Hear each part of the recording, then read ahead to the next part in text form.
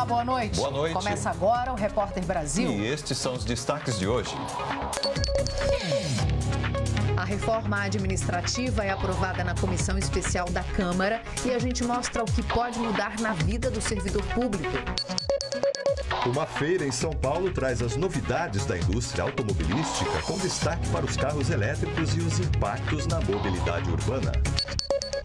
Domingo, a Alemanha escolhe o novo primeiro-ministro do país. O eleito vai substituir Angela Merkel, que ficou 16 anos no poder.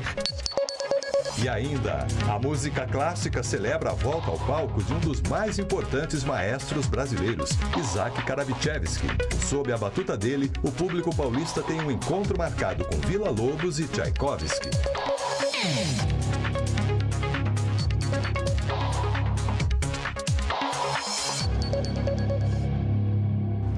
A Comissão Especial da Câmara dos Deputados concluiu na madrugada de hoje a votação da reforma administrativa. A proposta de emenda constitucional seguirá para o plenário da Casa.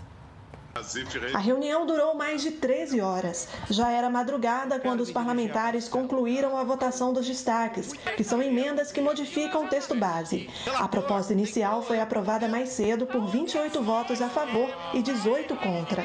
A estabilidade dos servidores públicos foi mantida, mas a jornada e a remuneração poderão ser reduzidas em até 25% em caso de crise fiscal.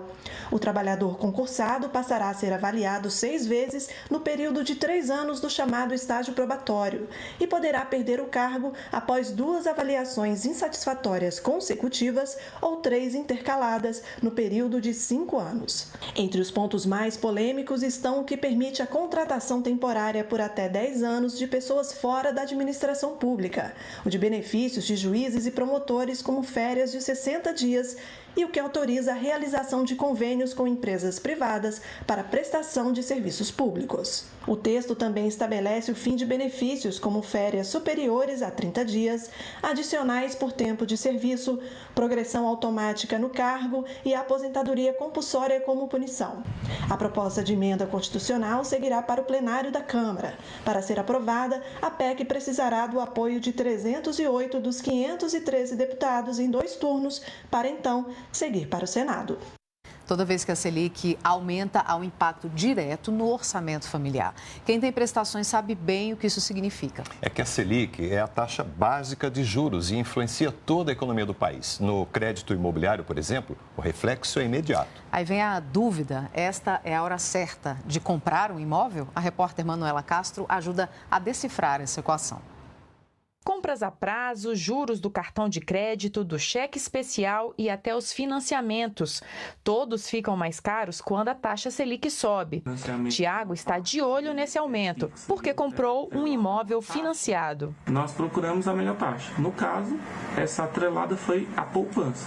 Como a poupança ela é muito baixinha e mesmo se a Selic subir, ela equivale a 70% da Selic, então ela vai causar um impacto muito menor do que a própria Selic.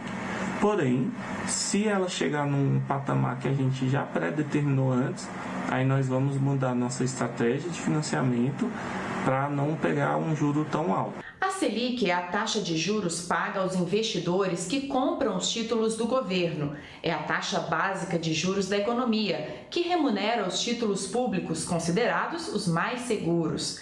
Por tornar os juros mais caros, a Selic atinge seu principal objetivo: controlar a inflação. A inflação está subindo, o governo quer combater a inflação, para isso está aumentando a Selic, porque entende que esse aumento de taxa de juros vai inibir o consumo e, com menos consumo, as empresas não vão ter o mesmo incentivo para aumentar os preços. Se elas não vão aumentar os preços, a inflação vai ser mais baixa. Nesse cenário de juros subindo e inflação alta, o que o consumidor deve fazer? Na medida do possível, poupe.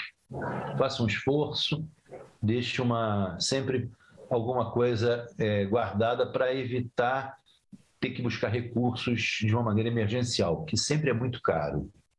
Sexta-feira é dia de entender a variação do dólar e da bolsa ao longo da semana. E quem nos ajuda a traduzir o sobe e desce dos mercados é o nosso comentarista de política e economia, Ricardo Caldas. Boa noite, professor. A semana começou agitada com uma super queda da bolsa. Como é que a gente fecha? Bom, a gente fecha, boa noite, Catiúcia, boa noite a todos que estão nos assistindo. A gente fecha com mais uma baixa, mas já por um motivo diferente. O que a gente viu essa semana foi uma instabilidade muito grande do ponto de vista político, a questão das votações e tudo, e acabou que houve uma melhora durante a semana. Vamos ver a arte aqui para o senhor comentar? Já estão os números aqui na nossa tela. Então, fechou com menos 0,7 a Bolsa, né? Exatamente. Durante a semana houve uma série de acordos, como acordos precatórios, e isso deu uma espécie de uma aliviada no mercado. O mercado ficou mais tranquilo, outras declarações também. Então, tudo do ponto de vista da Câmara, do Senado, né, tudo isso contribuiu para uma calma e até uma recuperação. Tanto é que você pode observar que na semana a Bolsa tem um ganho de 4%. Isso, ela começou com 108 mil pontos e pouquinho e terminou com 113 mil, apesar de estar em baixa comparando com o dia anterior, apesar né, da baixa de hoje, o balanço da semana foi positivo, embora ela não tenha recuperado ainda o do início do ano. Como nós já vimos, né, na semana passada, quem investiu na Bolsa no início do ano ainda não recuperou e, pelo contrário, teve uma queda em torno de 5%. Agora, a questão é por que ela mudou de comportamento de repente? Aí, no caso de hoje, especificamente, foram os fatores externos. Foi aquela famosa empresa chinesa que a gente está acompanhando, que é a Evergrande, né?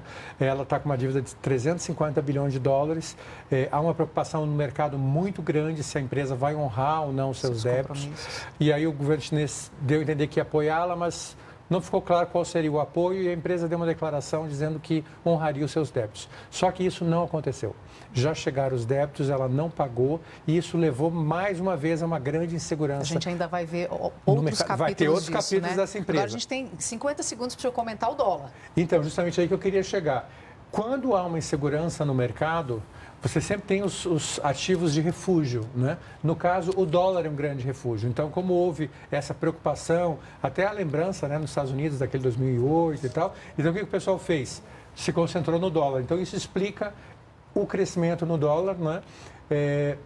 Variação oposta, né? 0,7 geral, menos como a gente bolsa, falou aqui, de um modo geral, não é uma lei, mas de um modo geral, quando um sobe, o outro desce. Então, houve um refúgio do mercado no dólar, tanto no Brasil quanto no exterior, e aí com isso houve esse fortalecimento da moeda norte-americana, não apenas no Brasil, mas no mundo todo. Tá, e a nossa bolsa foi quem teve que pagar o pato, justamente no momento que ela estava vindo numa boa linha de recuperação. Muito obrigada, professor. Segunda a gente está de volta. Bom fim de semana. Bom fim de semana.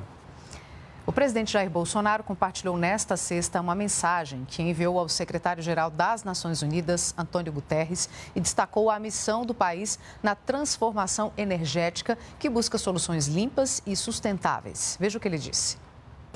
O Brasil tem, de longe, a matriz energética mais limpa dentre as grandes economias do mundo.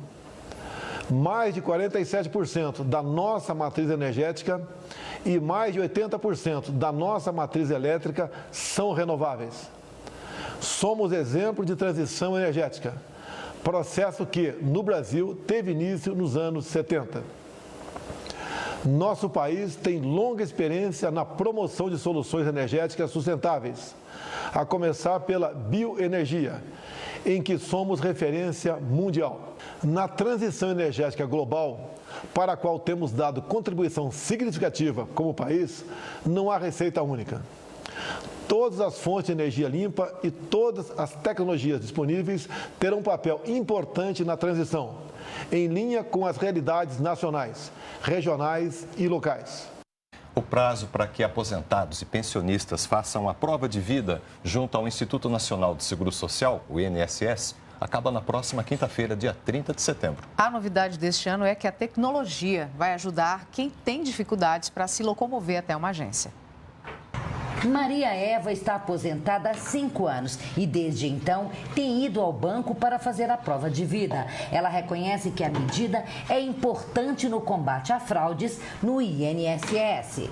Todos os anos eu vou, faço rapidinho. Se é para fazer, tem que fazer mesmo. Assim como Maria Eva, mais de 31 milhões de aposentados já fizeram recadastramento este ano. O serviço estava suspenso durante a pandemia, mas voltou a ser obrigatório nesse momento em que a maioria da população de risco já recebeu as 2 doses da vacina contra a Covid-19. E para facilitar o recadastramento, o governo adotou meios alternativos, como a biometria facial pelo celular. Roberta aderiu à nova tecnologia e fez a prova de vida no conforto de casa. Fiz pelo meu celular mesmo, no aplicativo Meu Gov. O aplicativo é fácil, é simples de operacionalizar. Também foi criada a visita domiciliar para beneficiários com mais de 80 anos ou que se encontram impossibilitados de sair de casa. A solicitação deve ser feita no site ou no aplicativo do INSS. Se o beneficiário não tiver condições de comparecer, ele pode nomear um procurador ou um representante legal. Se ainda assim não for possível nomear esse representante legal, ele pode solicitar o comparecimento do servidor do INSS. Quem ainda não fez a prova de vida este ano deve fazer até o dia 30 de setembro para não ter o benefício cancelado. A recuperação do setor de bares e restaurantes é lenta e ainda levará um tempo até superar os prejuízos causados pela pandemia. Mas o avanço do plano de imunização contra a Covid-19 tem contribuído muito para a volta gradual dos clientes. É o que mostra a reportagem da nossa afiliada Rede Minas. O movimento do tradicional bar e restaurante Chefe Túlio aos poucos se recupera. Para driblar as contas que atrasaram durante mais de 7 meses de fechamento, o proprietário adotou estratégias. Algumas delas, que inclusive trouxeram novos clientes, foram a criação de um novo cardápio e a abertura no horário do almoço. Eu tive que fazer vários cortes. Por exemplo, eu alugava 5 lojas aqui. Hoje eu só tenho 2 alugadas. Eu cheguei a ter 23 funcionários. Hoje eu tenho 2 funcionários, mais a minha presença. A melhora foi percebida pela Abrazel, a Associação Brasileira de Bares e Restaurantes em Minas Gerais. Uma pesquisa realizada pela entidade em agosto com mais de 200 empresários do setor apontou que 33% deles operaram no prejuízo em julho. Em junho, o índice era de 57%. A flexibilização é o caminho para os bares e restaurantes poderem retomar a sua normalidade, conseguirem gerar fluxo para pagar as dívidas contraídas durante a pandemia. O avanço da vacinação contra a Covid-19 tem trazido de volta aos bares quem tinha deixado de frequentar os espaços com medo do contágio. Apesar dos sinais de recuperação, os desafios ainda são grandes. Estudos apontam que o segmento precisará de 2 a 5 anos para conseguir pagar dívidas, entre empréstimos e impostos parcelados ou atrasados. O que a gente precisa para poder retornar de verdade é que a gente possa continuar a geração de emprego, que a gente tenha transporte público para os nossos funcionários, que isso é uma questão que nos preocupa muito. Outra preocupação dos empresários do ramo é a alta da inflação. O aumento dos custos pode forçar reajustes nos cardápios, o que acaba afastando os clientes. Com o avanço da vacinação e também o recebimento de novas doses da vacina contra a Covid-19, o secretário municipal de saúde do Rio de Janeiro anunciou que as pessoas poderão escolher com qual vacina querem ser imunizadas. Aqui no Rio de Janeiro, a vacinação chegou aos adolescentes de 12 e 13 anos. E no sábado, todas as pessoas de 12 anos ou mais que ainda não se vacinaram vão poder tomar a primeira dose. E como pela primeira vez desde o início da vacinação, a cidade tem estoque das 3 principais vacinas, a Coronavac, a AstraZeneca e Pfizer, as pessoas vão poder escolher o imunizante que desejam tomar. A capital fluminense quer completar a imunização da população com mais de 18 anos até o dia 15 de novembro. Os anúncios foram feitos durante a divulgação do boletim epidemiológico da cidade. O levantamento mostra que os índices da pandemia no Rio estão melhores. Pela primeira vez, todas as 32 regiões administrativas da cidade estão classificadas com risco moderado para a transmissão de Covid. É o nível mais baixo. As internações apresentaram queda de pouco mais de 40% no mês de setembro, comparadas a agosto. E houve redução no número de casos e de mortes pela doença. Quanto às medidas de flexibilização, entre as novidades, estão 6 eventos teste em outubro. Para participar desses eventos, as pessoas vão ter que estar vacinadas e apresentar teste de Covid negativo. Máscara e distanciamento não vão ser obrigatórios nestes eventos teste. A gente está fazendo um processo gradativo. Então, esse primeiro é estimular locais abertos. Segundo, estimular eventos em ambientes controlados. E, posteriormente, a gente vai analisando os números e caminhando com isso. No Brasil todo, segundo o conselho que reúne os secretários estaduais de saúde, 593.663 pessoas morreram por causa da Covid-19 até agora. Foram 699 registros de morte nas últimas 24 horas. Além disso, são mais de 21 milhões de casos confirmados até aqui, 19 mil nas últimas 24 horas. Em contrapartida, segundo os dados mais atuais do Ministério da Saúde, 20.319.520 pessoas que tiveram a doença se recuperaram. E a gente vai mostrar agora como anda a vacinação pelo país, fazendo aí um recorte por região. No caso aqui da região norte, já são quase 15 milhões de doses da vacina contra a Covid aplicadas até agora. A região nordeste passa de 50 milhões. O centro-oeste, 17 milhões. Na região sudeste, praticamente 101 milhões de doses aplicadas. E no sul, 34 milhões de pessoas já foram imunizadas. Segundo o Ministério da Saúde, foram distribuídas até agora 288 milhões de doses da vacina. Dessas doses, 229 milhões já foram aplicadas, sendo que 144 milhões de pessoas tomaram a primeira dose e 85 milhões tomaram a segunda também ou a dose única da vacina. O ministro Marcelo Queiroga usou uma rede social para informar há pouco que o Ministério da Saúde aprovou hoje a aplicação de uma dose de reforço contra a Covid-19 para os profissionais de saúde. Segundo o ministro, a dose deve ser preferencialmente da Pfizer e será aplicada a partir de 6 meses da imunização completa. O Ministério das Comunicações anunciou hoje que o edital do 5G deve ser publicado nesta segunda-feira. A nova tecnologia tem maior capacidade para levar a internet em locais de difícil acesso, como é o caso da zona rural e também em rodovias de todo o país. Veja os detalhes na reportagem da Ana Graziela Aguiar. A previsão é de que o leilão ocorra em 4 de novembro. As empresas vencedoras deverão investir em projetos de conectividade digital em escolas públicas e na ampliação da cobertura da rede de telefonia móvel no país.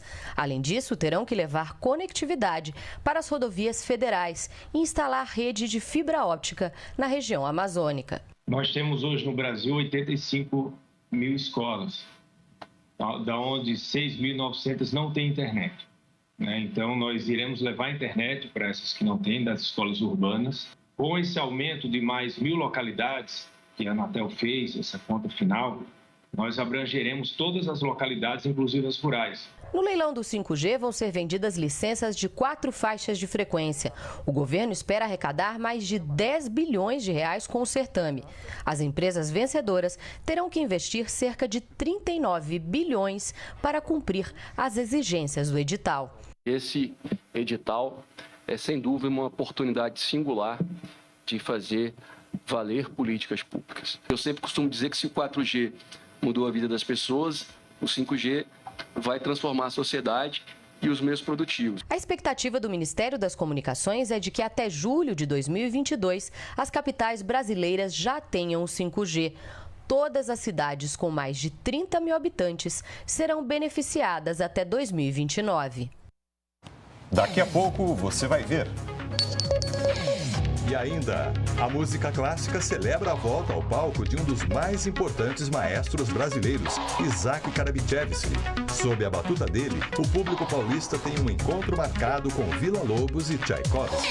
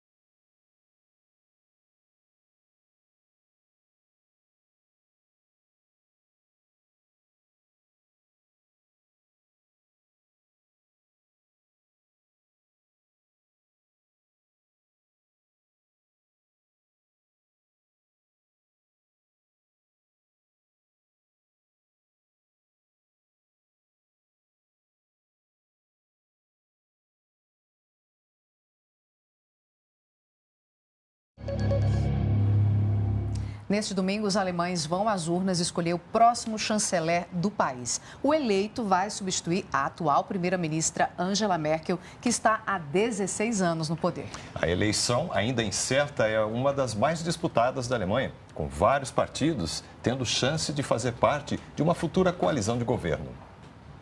Há 2 dias das eleições, as pesquisas indicam quase um empate entre o Partido Social Democrata, de centro-esquerda, e o conservador União Democrata Cristã, de Angela Merkel. Mas o favorito ainda é o social-democrata, liderado por Olaf Scholz, atual vice-chanceler do país. Mas, independente de quem vencer, uma coisa é certa: os alemães começam a se despedir de Angela Merkel, uma líder que, mesmo após 16 anos no poder, segue popular. Ela é aprovada por mais de 70% da população. Cientista, PhD em química quântica, Merkel tem um perfil extremamente técnico e conciliador. Internamente, soube aniquilar oposições à esquerda e à direita ao levar o governo para o centro e manteve a política alemã dentro de uma tranquilidade pouco vista em tempos de polarização em quase todo o mundo. Internacionalmente, é vista como uma grande líder. Foi eleita por 10 anos como a mulher mais poderosa do mundo e conduziu a União Europeia a entendimentos em 3 crises. Em 2005 e 2009, em questões sobre a Constituição Europeia, e de 2010 a 2015, quando a Grécia passou por uma severa crise econômica e quase deixou o bloco. A capacidade de Merkel de superar crises, aliás, é a grande marca da atual chanceler alemã. Em 2008, na crise econômica dos Estados Unidos, que abalou o mundo, Merkel foi a público e deu a palavra dela pessoalmente de que o dinheiro de todos os poupadores alemães estariam seguros.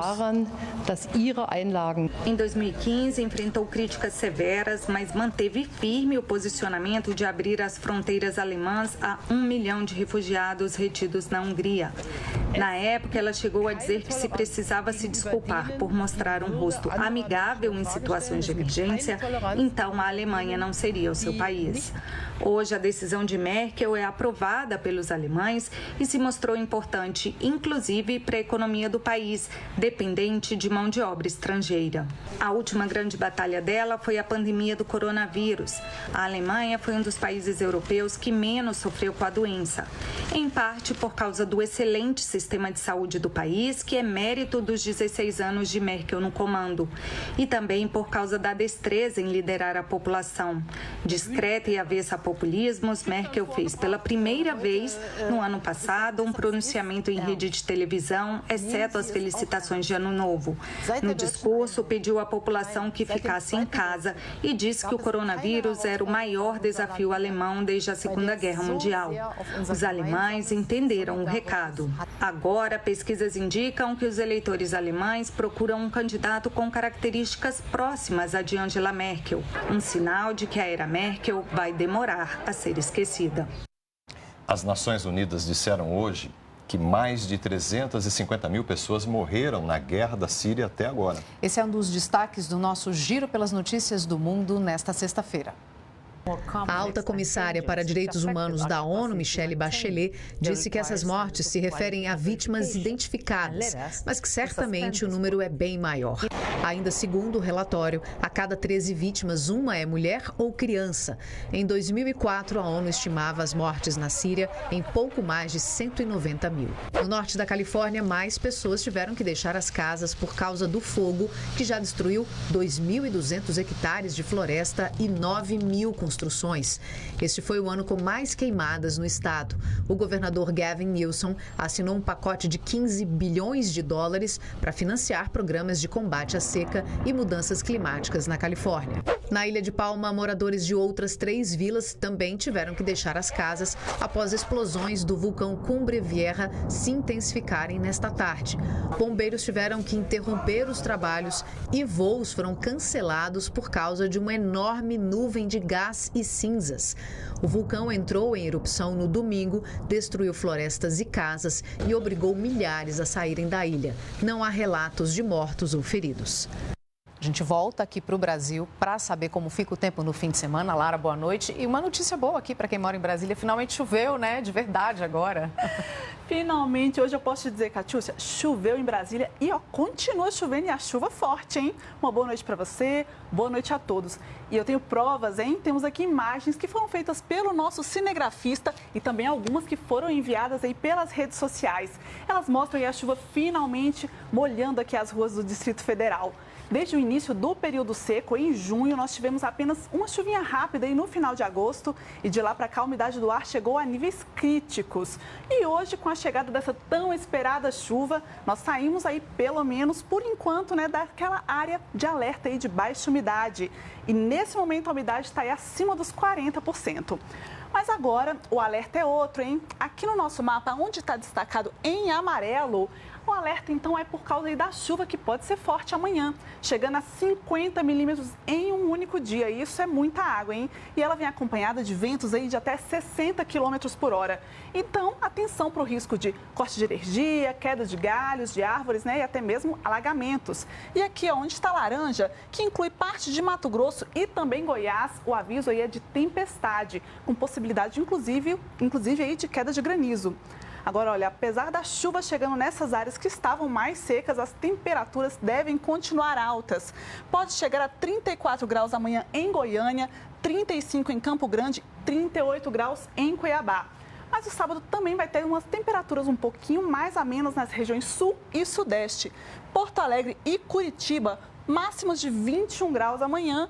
Em Belo Horizonte, ela não passa aí dos 27. Mas olha, no domingo o calor vai apertar um pouquinho também nessas regiões. Para encerrar, então, vamos até Belo Horizonte ver imagens ao vivo, porque faz 26 graus na capital nesse momento, Belo Horizonte, e a chuva também deve chegar por lá amanhã à noite, ficando aí até segunda-feira. É isso, Catiúcia, um bom fim de semana chuvoso. Chuvoso, obrigada pela notícia boa. Pena que tem tempestade aí, né? Tem que se cuidar também. Obrigada, até segunda, bom fim de semana.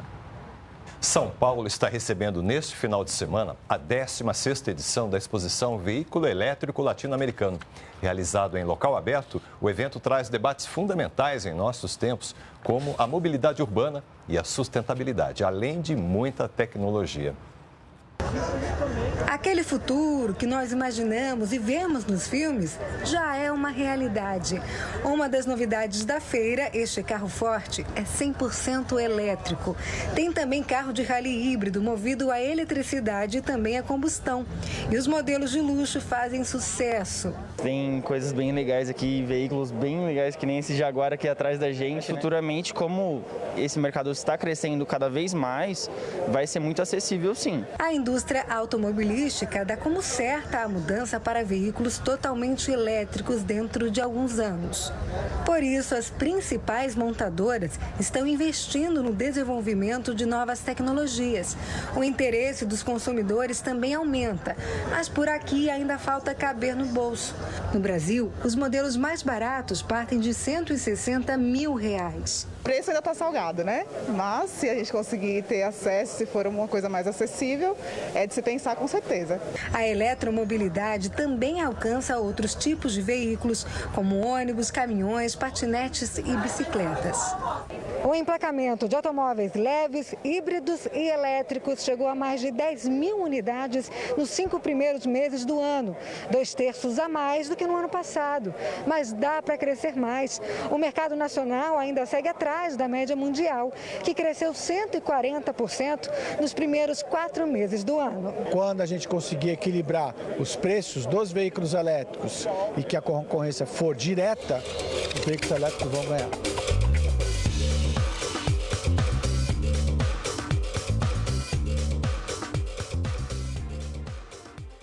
Domingo, 7 da noite, começa mais uma temporada do programa Meu Pedaço do Brasil. E o apresentador Bruno Barros tem um recado para você.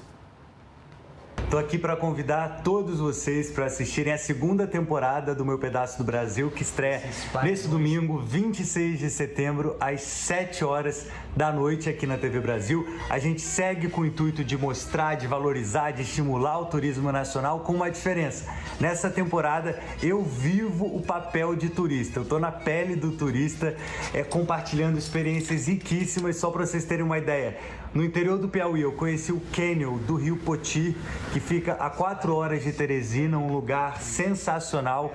Na Serra Gaúcha, eu pulei no maior bungee jump do Brasil, que fica a 150 metros de altura. Foi um dos momentos que eu tive mais medo na vida e também um dos momentos mais incríveis. Enfim, foram 6 cidades diferentes. Eu estou muito ansioso para compartilhar toda essa experiência com vocês. Então fica aqui o convite. Nesse domingo, às 7 horas da noite, tem a estreia da segunda temporada do Meu Pedaço do Brasil.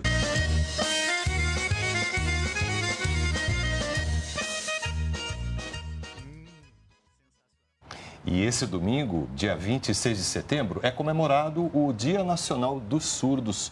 A data marca a luta histórica por melhores condições de vida, trabalho, educação, saúde e cidadania das pessoas surdas. No Brasil, as leis de acessibilidade ajudam na inclusão social e muitos avanços estão sendo conquistados. Nós já temos até o piloto de um avião e um influenciador digital surdos. Vamos conferir isso na reportagem especial da Flávia Grossi. Com quase 15 mil seguidores no Instagram, o influenciador digital Fábio Silva usa a internet para levar informação e arte até a comunidade surda. Entre as postagens do artista estão poesias autorais em Libras, a língua brasileira de sinais. A existência de surdos na internet, sendo referência em movimentos sociais ou como influenciadores de opinião, por exemplo, é extremamente útil para outros surdos, melhorando a autoestima deste público e fazendo-os ter mais otimismo para enfrentarem os problemas da vida real no cotidiano.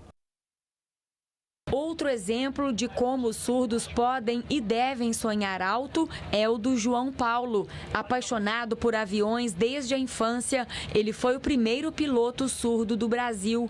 A trajetória deste alagoano, que nasceu com perda total de audição, é pioneira. Para conseguir uma licença de voo, foi preciso convencer a Agência Nacional de Aviação Civil. E o desfecho da batalha foi feliz.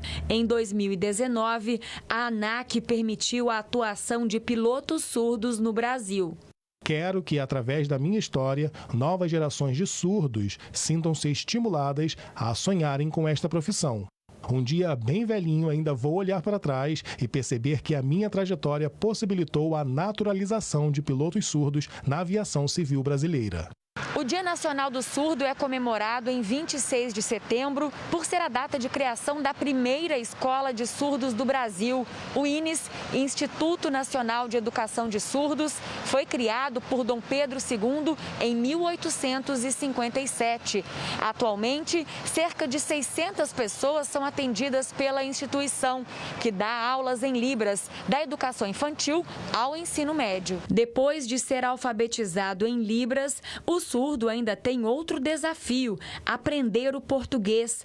Para facilitar essa tarefa, a pedagoga Juliana Peixoto desenvolveu uma apostila didática que ensina o idioma oficial do país em Libras.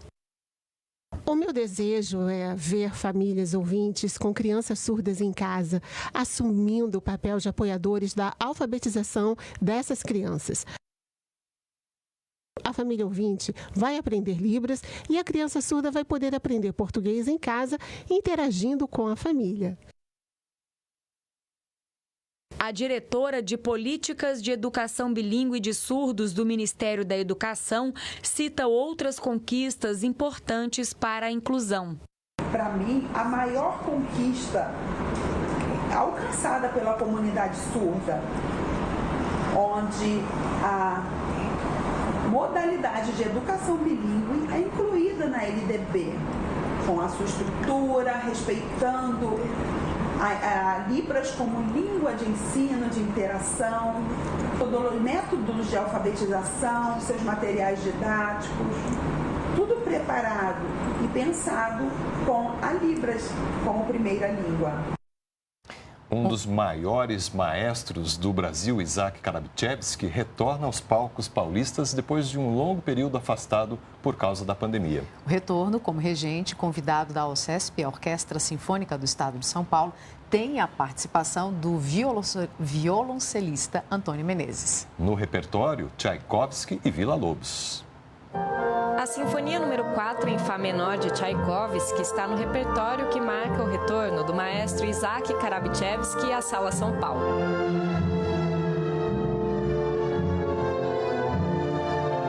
O diretor artístico e regente titular da Orquestra Petrobras Sinfônica no Rio de Janeiro costumava vir a São Paulo todos os anos reger a Orquestra Sinfônica do Estado como convidado. Ficou afastado por conta da pandemia e mal esperava o retorno. Me dá um prazer enorme estar em contato com os músicos. Você nem imagina a alegria que é poder, apesar da máscara, poder olhar na cara um do outro, porque você exprime, não só com as mãos, mas exprime com o olhar. O concerto número 2 para violoncelo e orquestra de Heitor Villa-Lobos também está na programação.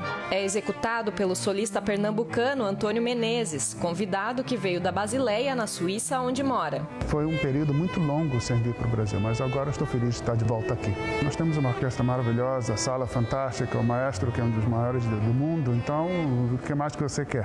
Na semana que vem, o concerto vai ser gravado aqui mesmo na Sala São Paulo, como parte do projeto conjunto de Karabichevski, Menezes e a OCESP, que pretende registrar toda a obra para violoncelo de Villa-Lobos. Essa redescoberta de Villa-Lobos através do manuseio das suas partituras originais, a edição dessas partituras nos tomou muito trabalho, mas um trabalho altamente gratificante, porque nós nos defrontamos com um manancial enorme na produção de Villa-Lobos.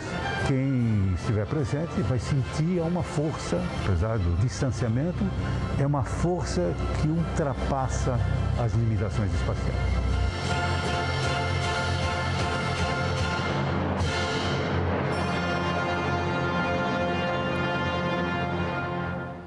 Estiveram hoje com a gente as intérpretes de Libras, a língua brasileira de sinais, Brenda Rodrigues e Elisângela Guimarães. O Repórter Brasil fica por aqui. Você pode rever as reportagens de hoje em nossas redes sociais. Uma ótima noite, bom fim de semana. A gente volta na segunda. Muito obrigado pela companhia. Boa noite, até segunda e curta um pouco mais aí da Orquestra Sinfônica de São Paulo, sob a regência de Isaac Karabichevski. Tchau.